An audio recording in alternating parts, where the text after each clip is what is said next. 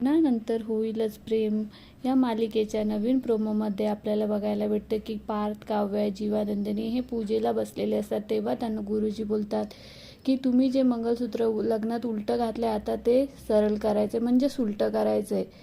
तर नंदिनी काव्या आपलं मंगळसूत्र काढत असतात तर गुरुजी त्यांना बोलतात थांबा, हे मंगळसूत्र तुम्हाला कोणी घातलं होतं, तेच हे मंगळसूत्र सरळ करतील.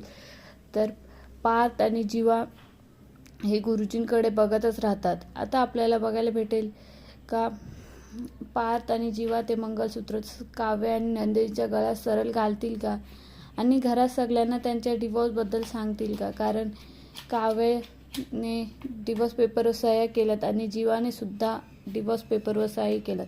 आपल्याला बघायला भेटेल पुढे यांच्या प्रेमात नवीन काय ट्विस्ट येतोय.